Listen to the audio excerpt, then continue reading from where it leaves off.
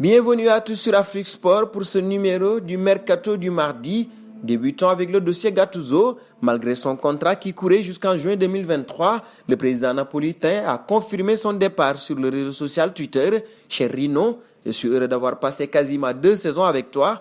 On te remercie pour ton travail. Je te souhaite du succès où que tu ailles. Embrasse ta femme et tes enfants aussi, a ainsi écrit le président de Naples. Gattuso termine sur une mauvaise note pourtant avec un match nul contre l'Hellas Vérone et se fait doubler sur le fil par la Juventus dans la course à la Ligue des Champions.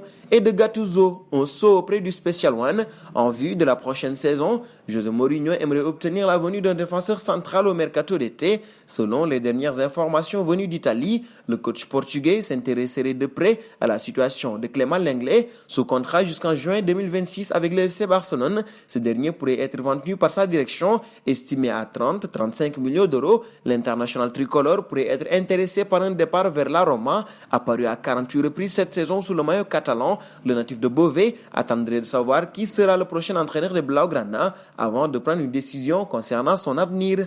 Parlons de Harry Kane. L'attaquant et son club de Tottenham ont déçu cette saison et cela pourrait bien signifier la fin de leur histoire d'amour. En effet, l'international anglais est lié à Manchester City, Chelsea, mais aussi au Paris Saint-Germain ces dernières semaines et envisage bien de s'en aller pour disputer la Ligue des Champions. Seul hic, le président des Spurs aurait d'autres projets pour lui et n'aurait pas prévu de s'en séparer durant son mercato d'été. Pour rappel, le meilleur buteur et meilleur passeur de Premier League dispose encore 2 ans de contrat. Passons au Barça. Depuis maintenant plusieurs mois, les dirigeants blaugrana regardent beaucoup du côté des États-Unis pour y dénicher des futurs espoirs du ballon rond. Selon le média Goal, un attaquant aurait été repéré par le club catalan. Il s'agit de Cade Cowell, âgé de 17 ans. Ce dernier évolue actuellement sous les couleurs de San Jose Earthquakes.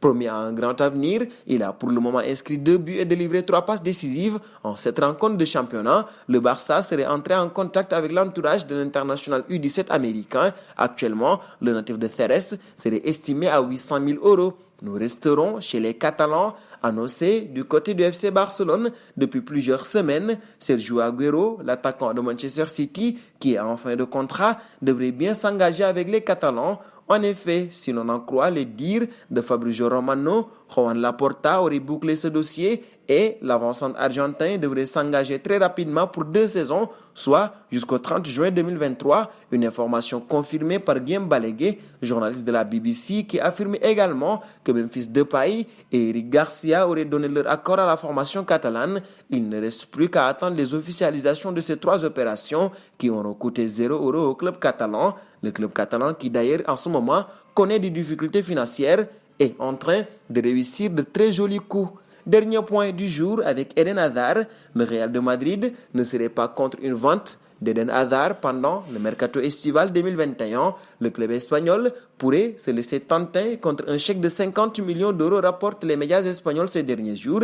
De son côté, l'international belge, qui n'a connu que 21 titularisations en 2 saisons, privilégierait un retour à Chelsea en cas de départ du club madrilène.